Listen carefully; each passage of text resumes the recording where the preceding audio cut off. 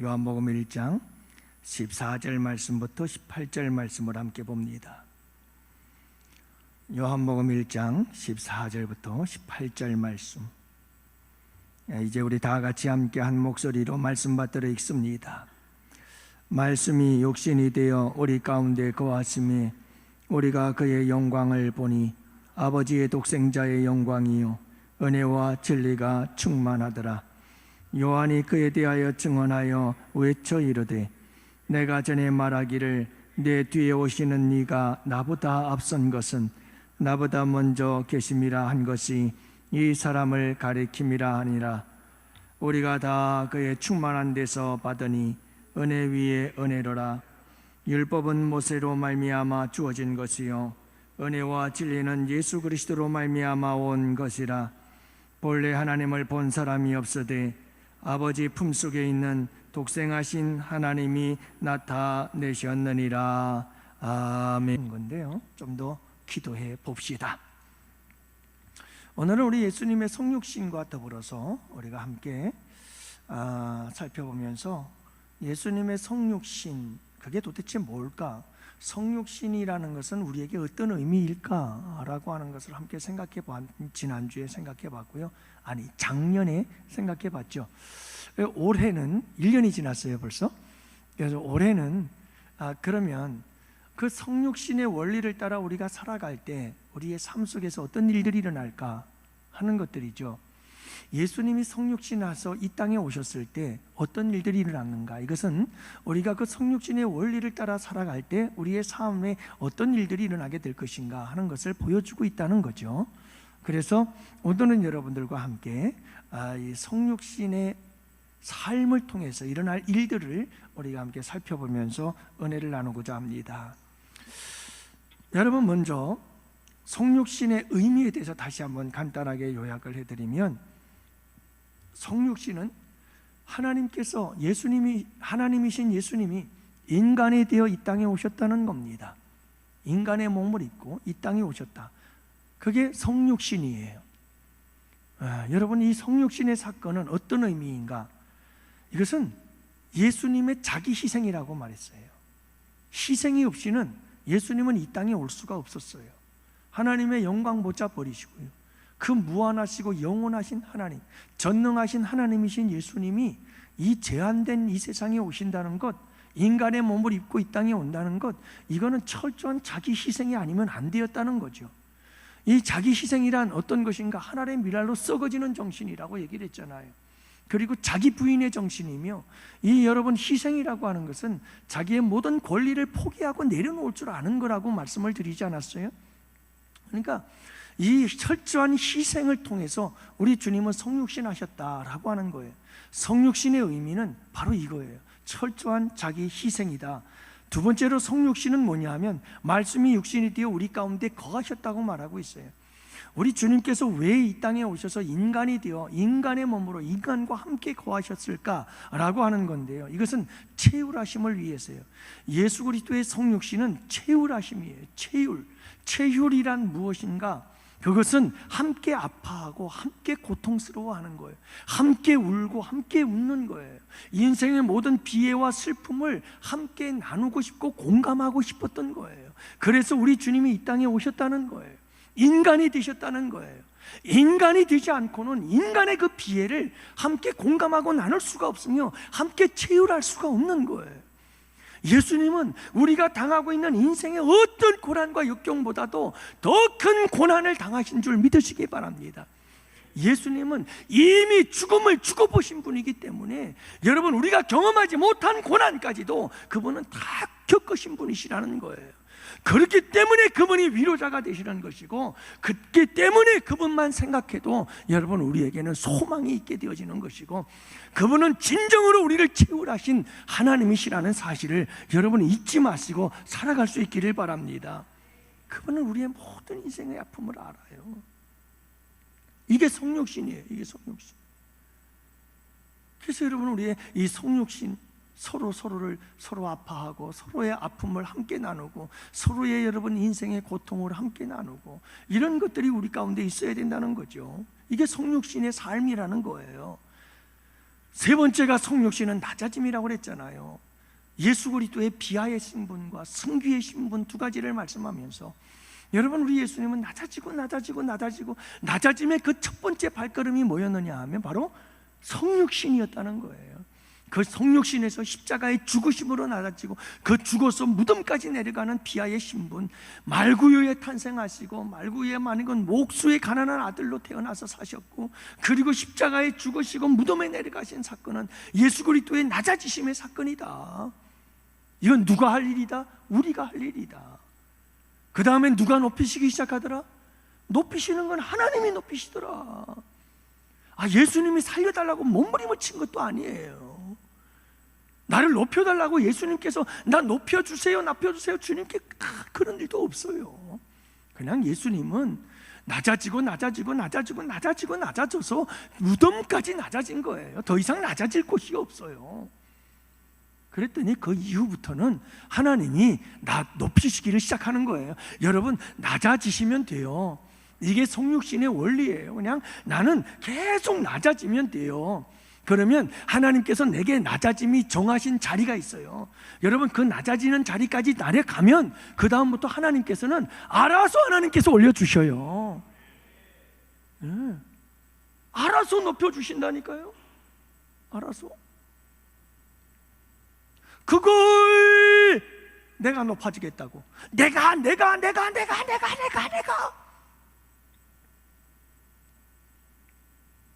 여러분, 그렇게 해서 절대 안 높아져요. 여러분, 착각하지 마세요. 오해하지 마세요. 그런다고 절대 높아지지 않아요. 절대 높아지지 않아요. 하나님이 높이지를 않아요. 아무리 그래도 높아지지 않아요. 진정으로 높아지는 것은 자꾸 내가 낮아져야 돼요. 하나님이 정한 여러분, 그 수위까지, 그 지점까지 내가 낮아져야 되는 거예요. 그 다음부터는 하나님이 알아서 다 해주셔요. 높아진다니까요. 주님의 약속 아니에요? 이게 성육신의 원리란 말이에요. 이게 성육신의 원리예요. 그러니까 우리가 예수님처럼 그렇게 성육신의 원리를 따라 끊임없이 자기 희생하고 자기 부인하고, 그리고 자기 권리를 내려놓고 포기할 줄 알고 하나님의 밀알로 썩어지는 삶을 살아가는 것, 이게 여러분 성육신의 삶이에요. 뿐만 아니라 성육신의 원리처럼 여러분, 우리는 어떻게 돼요? 우리 예수님 어떻게 하셨다고 그랬습니까? 끊임없이 우리 예수님께서 체휼하셨다는 거잖아요. 여러분, 서로 우리의 인생의 아픔과 슬픔을 서로 공감하고 함께 나누고, 여러분, 그래서 서로 위로해주고 격려해주고, 여러분, 그렇게 서로 아름다운 공감과 체휼이 함께하는 삶을 살아갈 수 있기를 원해요. 그게 뭐죠? 기뻐하는 자와 함께 웃고, 웃는 자와 웃고, 우는 자와 함께 울라고 그러잖아요. 바로 그거예요. 이게 성육신의 원리죠. 낮아져야 되는 거예요. 자꾸 낮아질 수 있게 되기를 축복합니다. 함께, 여러분, 눈높이를 함께 해야 돼요. 눈높이. 그게 여러분 중요한 거예요. 그래서 오늘도 제가 이 설교 말씀 준비하다가 좀 저녁 시간까지, 좀 늦게까지 말씀을 준비하면서 마무리를 하면서 제가 그런 생각이 들더라고요. 내가 우리 성도들의 눈높이를 자꾸 생각하잖아요. 이게 여러분, 이게 그렇더라고요. 내가 상대방들의 눈높이를 생각하지 않고 자꾸 내 수준을 생각해버리면 이게 시험거리가 돼요. 내가 얼마나 힘들어지는지 몰라요. 도대체 왜 저럴까? 그러면서 비만이 나오고 정죄가 나오고 비판하게 되어지고 자꾸 이렇게 나와요. 왜 그러냐면 이게 내가 원하고 내가 바라고 내가 가지고 있는 기대치가 있는 기대치.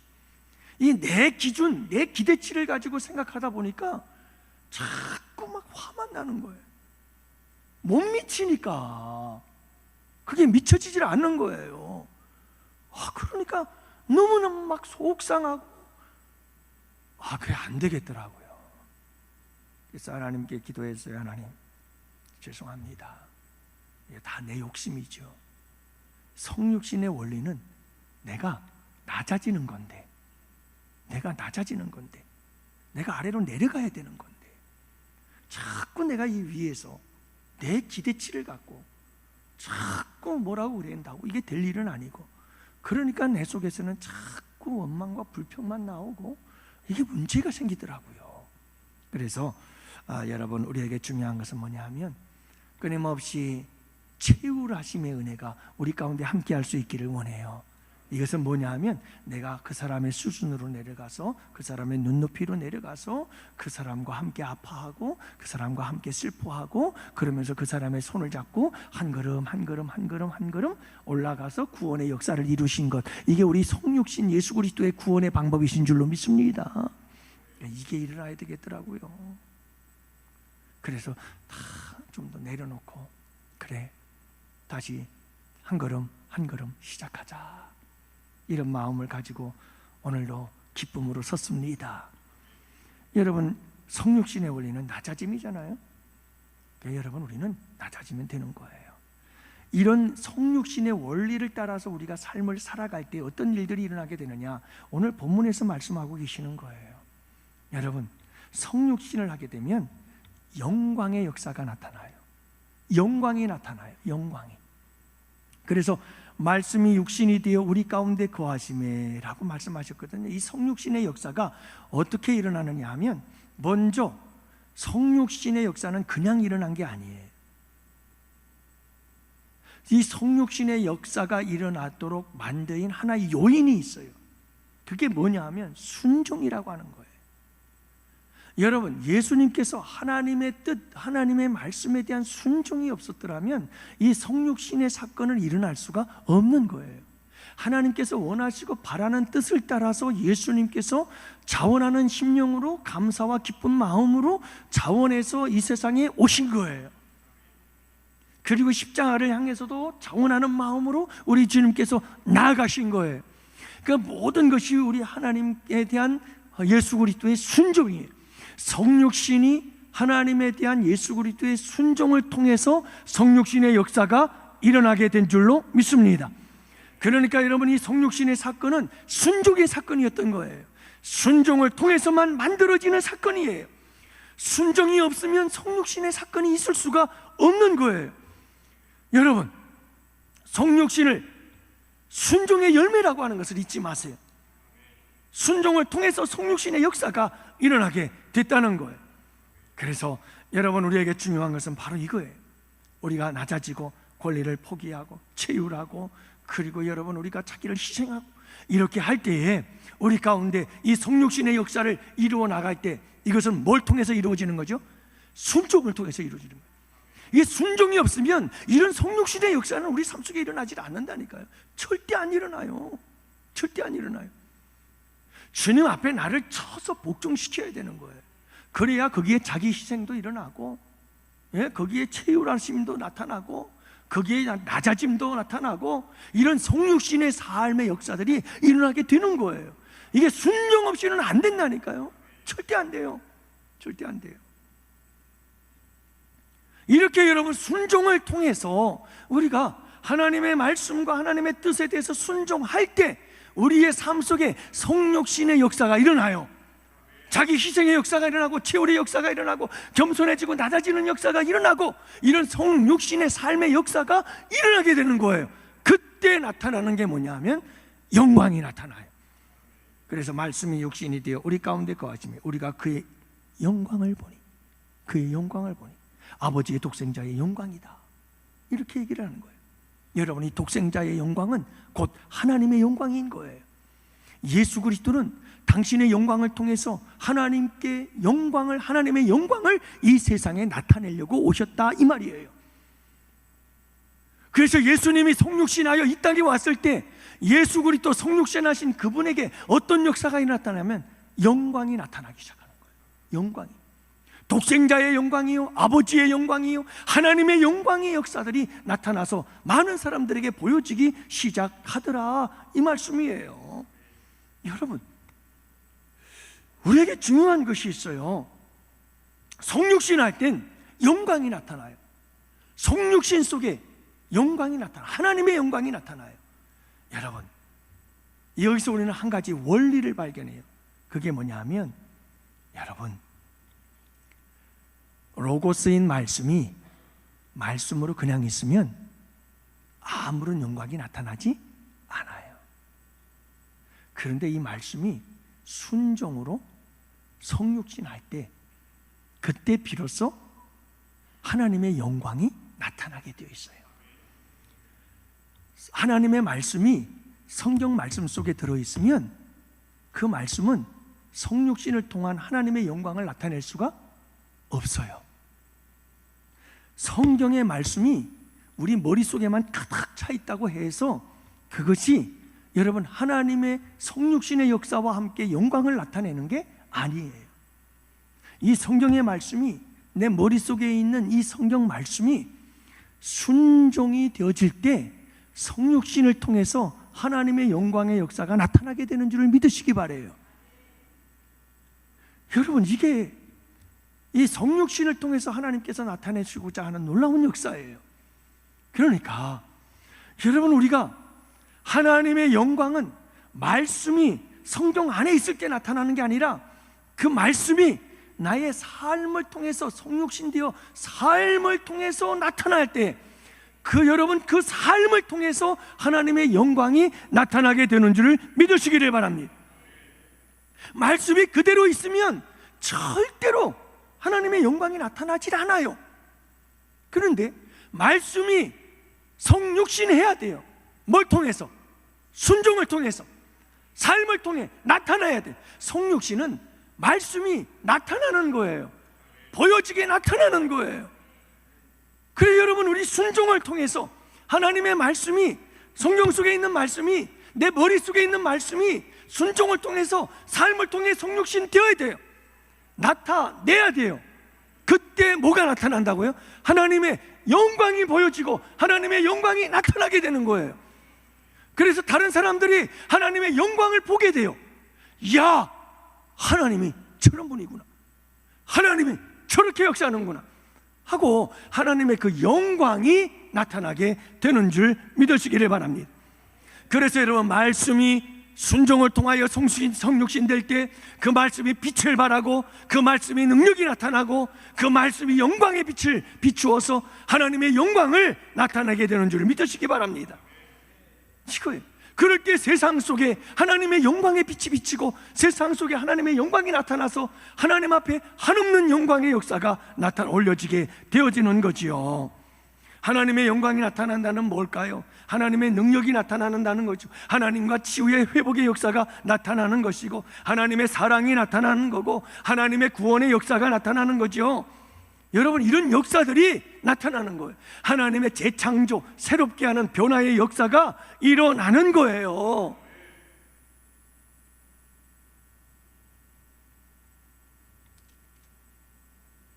여러분, 예수님이 죽은 나사로를 살리기 위해서 먼저 하신 일이 있잖아요. 예수님이 나사로를 살리기 위해서, 살리기 전에 먼저 한 게 있어요. 그게 뭐냐면 마르다, 마리아, 이 두 자매의 죽어있는 믿음을 살리는 거였어요. 그래서 우리 주님께서 뭐라고 말씀하냐면, 내가 믿으면 하나님의 영광을 보리라 하시면서 이들에게 꺼져가는 믿음을 다시 살리셔요. 여러분, 그리고 그 믿음을 가지고 내가 믿나이다 라고 했을 때 우리 예수님은 나사로를 살려요. 그 죽었던 나사로를 살리는 것이 바로 뭐였죠? 하나님의 영광의 역사예요. 믿음을 통해서 그 하나님의 영광의 역사가 나타나는 거거든요. 그 여러분, 마찬가지로 오늘 말씀 속에서도 우리 주님께서 하시는 건 뭐냐면, 우리가 순종을 통해 성육신이 되어져야 돼요. 하나님의 말씀에 순종해서 여러분, 내가 쳐서 죽이서 그 말씀이 내 삶으로 나타내야 돼요. 그것이 바로 하나님의 영광의 역사가 되는 줄 믿으시기 바랍니다. 하나님의 영광의 놀라운 역사들이 이렇게 우리 삶 속에서 일어날 수 있게 되기를 축복해요. 성육신, 이거 여러분, 성육신의 역사가 자꾸 일어나야 되는 거예요. 우리 교회에 이런 순종의 역사가 끊임없이 일어나야 되는 거예요. 그럴 때 하나님의 영광의 역사들이 막 처처해서 나타나기 시작하는 줄로 믿습니다. 여러분 성육신 하게 되면 이렇게 하나님의 영광이 나타나기 시작해요. 하나님의 영광이 나타나서 다른 사람들이 막 보게 되는 거죠. 하나님의 그 영광의 역사를. 그래서 여러분 우리 철야 예배 때도 얘기했잖아요. 우리 송구영신 예배 때 우리 이호철 집사님 간증하잖아요. 여러분들 잘 알잖아요. 도박이 얼마나 무서운 건지. 그리고 여러분 술 중독이라는 게, 알코올 중독이 얼마나 여러분들이 이게 끊기 쉽지 않습니다. 이게 그렇지만 여러분 하나님께서 끊을 수 있도록 힘을 주시고 능력을 주시는 줄로 믿습니다. 이게 사람의 힘이 아니거든요. 성령께서 역사하시고 성령의 능력으로 이런 역사가 일어나게 된 줄로 믿습니다. 왜요? 이게 그냥 일어난 게 아니에요. 하나님의 말씀을 들으면서 막 도전받고 하나님의 말씀을 통해서 가슴이 뜨거워지고 안 되겠다, 해야 되겠다, 하나님 도와주세요 하고 나간 줄로 믿습니다. 이렇게 여러분 순종하고자 하는 마음, 이 순종하고자 하는 불붙는 뜨거운 마음과 함께 성령의 역사가 일어날 때 그때 하나님의 영광의 역사가 나타나는 거예요. 성령 역사, 여러분 이 순종을 통해서만 나타나는 거예요. 순종을 통해서만. 내가 어떻게 끊어? 나는 못 끊어. 계속 할 거야. 이렇게 돼버리면 그냥 계속 가는 거예요. 순종이 나타나야 그 순종을 통해서 성육신의 역사가 나타나는 거거든요. 순종이 여러분 영광의 역사를 나타내는 거예요. 그 다음에 성육신의 삶을 우리가 계속 살아가다 보면, 이 순종의 삶을 살다 보면 충만해져요. 충만. 그래서 오늘 말씀해 보면 두 가지 충만에 대해서 이야기를 하죠. 두 가지 충만. 그래서 여러분 14절 16절 말씀해 보면 은혜와 진리가 충만하더라 그렇게 말씀하고, 16절에도 보면 우리가 다 그의 충만한 데서 받으니 은혜 위에 은혜로라 이렇게 말씀하면서 두 가지 충만을 이야기를 하는데, 어떤 충만인가요? 은혜의 충만, 또 하나는 진리 충만. 이 두 가지가 충만하더라. 여러분 성육신하신 예수 그리스도에게서 나타나진 것들은 충만이에요. 충만. 첫 번째는 은혜 충만이죠. 은혜 충만. 여러분 이 은혜가 우리 양원교회 성도들 우리 모두에게 은혜가 충만하기를 원합니다. 이 은혜의 충만, 은혜의 근원이 어디냐면 예수 그리스도예요. 은혜의 근원이 예수 그리스도예요.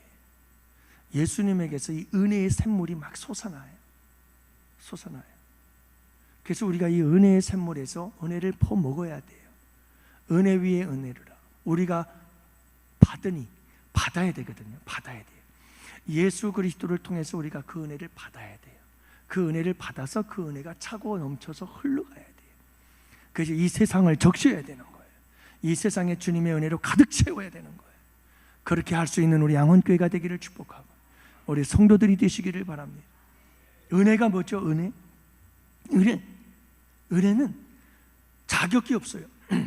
자격이 없는데 자격 없는 그들에게 하나님께서 베푸시는 사랑이에요. 사랑, 호의, 사랑, 선물을 주는 거예요. 이게 은혜예요. 여러분 우리들은 죄인이었잖아요. 우리는 하나님과 원수된 자였잖아요. 그것은 뭐예요? 하나님께로부터 뭔가를 받을 수 있는 자격이 있어요? 없어요? 자격이 없어요. 그런데 예수님은 그 자격 없는 우리들에게 당신의 생명을 십자가에 내어주셨어요. 그게 은혜예요. 예수 그리스도는 은혜의 샘이에요.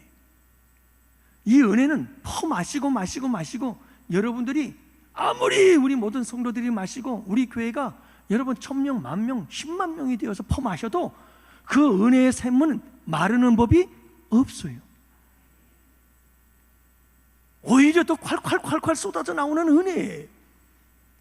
여러분 우리가 그 은혜 안에서 구원받고 그 은혜 안에서 그 은혜를 퍼마시며 지금도 살아가고 있는 줄로 믿습니다. 여러분 지금도 우리의 삶은 참 부끄러워요. 그럼에도 불구하고 우리가 여러분 주님 앞에 오늘도 나와서 아빠 아버지라고 부를 수 있는 것은 은혜예요. 그분의 은혜가 한이 없어서 그래요. 자격이 없지만 그래도 주셔요. 그래서 나오는 거예요. 그 은혜를 우리는 죽을 때까지 누리며 사는 거예요.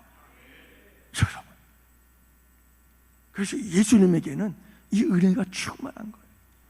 이 은혜를 충만히 받아서 우리가 이 은혜를 흘러가게 해야 돼요. 여러분, 이것이 성육신의 삶을 살아내는 자들에게 나타나는 현상이에요. 우리에게도 예수님에게로부터 받은 이 은혜가 항상 차고 넘치게 되기를 축복합니다. 그래서 오늘 말씀에도 보면요, 여러분 뭘 말씀하냐면 17절 말씀에 보면 율법은 모세로부터 말미암아 주어진 것이요 은혜와 진리는 예수 그리스도로 말미암아 온 것이라. 아멘. 여러분, 율법은 모세로부터 온 거라는 것을 말씀하는 이유가 뭐냐면, 율법은 자기의가 자꾸 생겨나요. 자기의. 그래서 내가 뭘 했다, 야 내가 뭐 했어, 내가 뭐 했어, 자꾸 자기의가 나타나는 거예요. 자기의. 여러분, 목회를 하다 보면 교회 안에도 그런 분들을 만나곤 해요. 교회에 돈 갖고 선심 쓰면서 내가 하는 것처럼, 다른 사람이 다 해놓은 걸 가지고 내가 하는 것처럼 자꾸 뭔가, 여러분, 이게 뭐 자기 의의를 드러내려고 자꾸 그러는 사람들이 있어요. 자기의. 여러분, 뭐 하나도 주님의 감동하심이 없으면 나라는 존재는 아무것도 할 수 없는 존재라는 걸 믿으시기 바랍니다. 주님이 하시는 거예요. 주님이. 내가 뭘 해도 주님이 하게 하시니까 하는 거예요. 내가 했다고 내가 뭘 합니까, 내가? 에? 우리 한국교회 성도님들은 다 주님이 하신 줄로 믿습니다.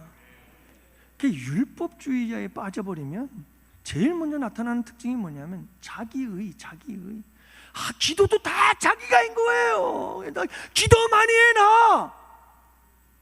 이거 다 자기의거든요. 자기의. 하나님이 힘주셔서 했지. 하나님이 기도하게 하시니까 내가 한 거지. 하나님이 도와주지 않으면 내가 어떻게 기도하겠어? 전도도요, 내가 전도했어. 이거 다 자기의예요. 이게 율법주의에 빠지는 거예요. 누가 주셔서 하는 거죠? 주님이, 여러분, 내가 전도할 수 있도록 건강 주시고 힘 주시니까 하는 거죠.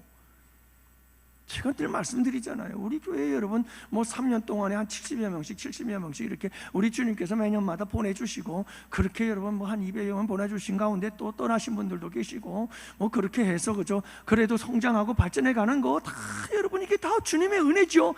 이게 뭐겠어요? 내가 늘 말씀드리잖아요. 나도 신기하다. 난 도대체 아는 게 없는데 어떻게 주님께서 이런 은혜 베풀어 주시는지 나도 모르겠다. 내가 말씀드리잖아요. 그냥 하는 말이 아니에요. 그냥 주님의 은혜인 거예요. 주님의 은혜. 주님이 하니까 하는 거지. 뭘 하겠어요? 그래서 제가 지금 새해를 맞이해서 제일 두려운 게 뭔지 압니까? 제가 굉장히 힘들어요. 제가 목회를 하면서 새해를 맞이하면 이렇게 힘든 적이 없어요. 올해가 너무 힘들어요. 힘든 이유가 있어요.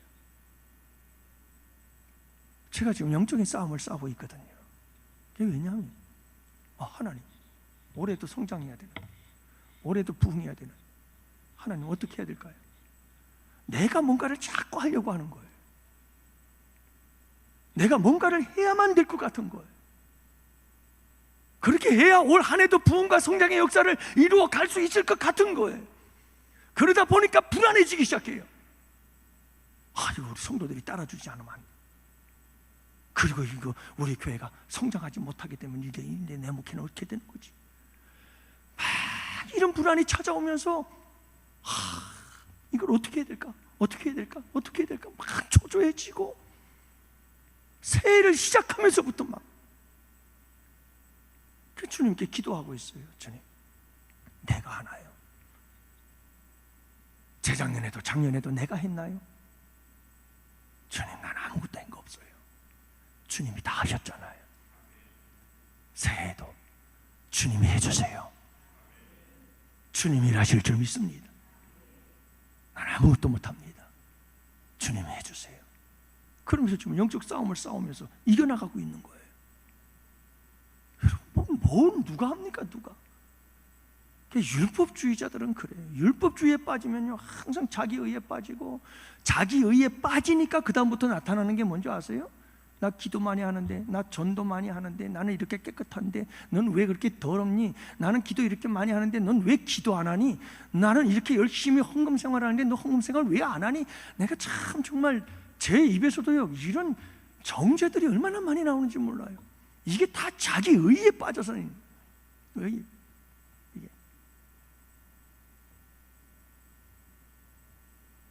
그러나 여러분, 은혜는 그런 게 아니더라고요. 은혜는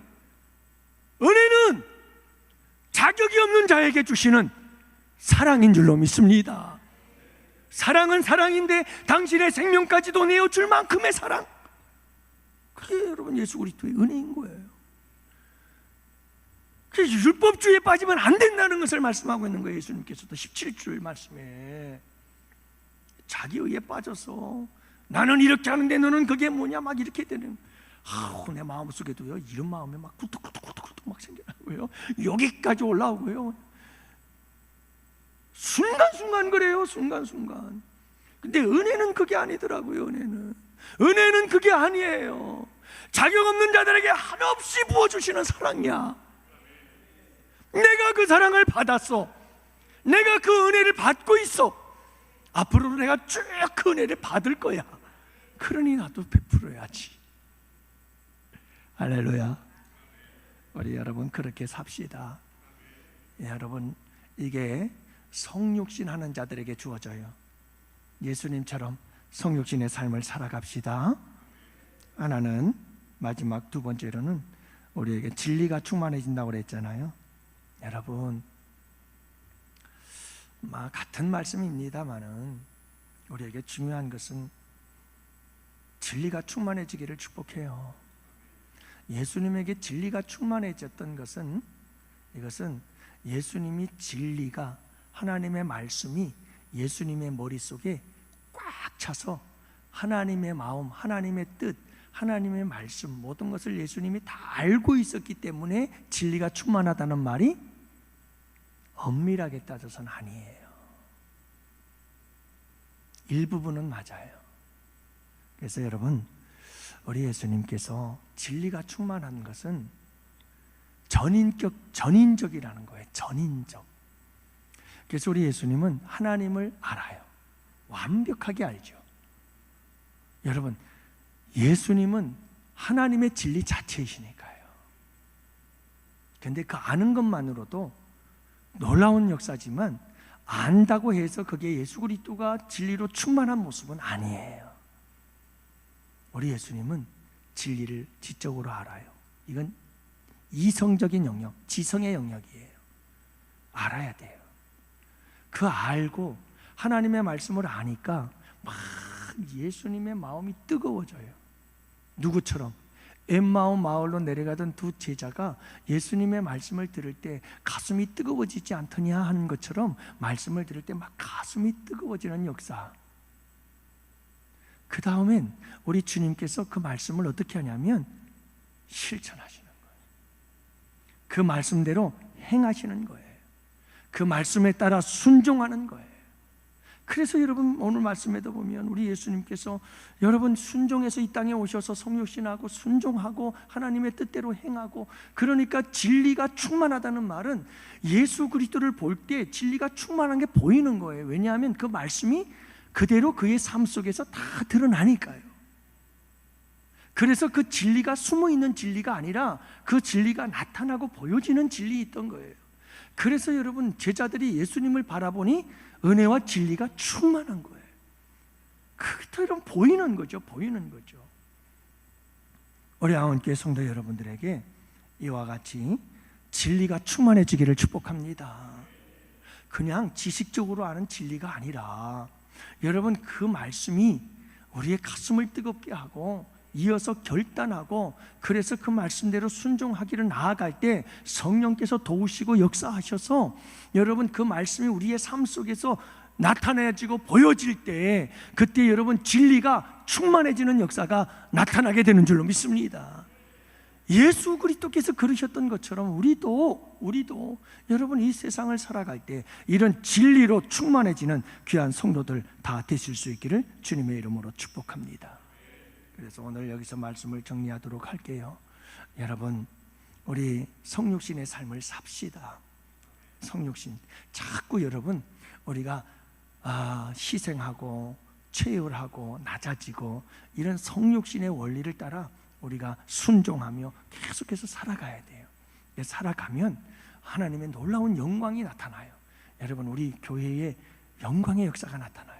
우리 성도들의 삶 속에 하나님의 영광의 역사들이 나타나기 시작해요. 우리 교회에 그런 영광의 역사들이 충만하게 되기를 축복해요. 놀라운 일들이 막 이곳저곳에서 일어나기를 원해요.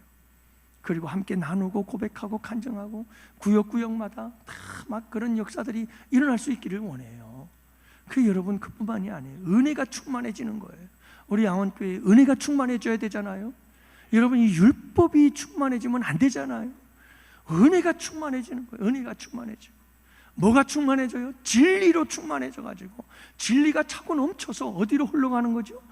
가정으로 넘어가고 여러분 이 세상으로 흘러넘쳐서 세상 사람들이 볼 때 예수가 진리야, 예수가 진리야. 저 예수 믿는 사람들 봐. 저들의 삶 속에 진리가 보이잖아. 여러분, 그게 그렇게 해서 진리가 충만한 모습들이 세상 속에 나타나야 되는 거죠. 이런 진리가 충만하더라. 여러분, 이런 아름다운 모습들이 우리 양원교회를 통해서 나타나게 되는 역사가 있기를 주님의 이름으로 축원합니다. 자, 이제 우리 다 같이 함께 기도하러 나아갑시다. 여러분,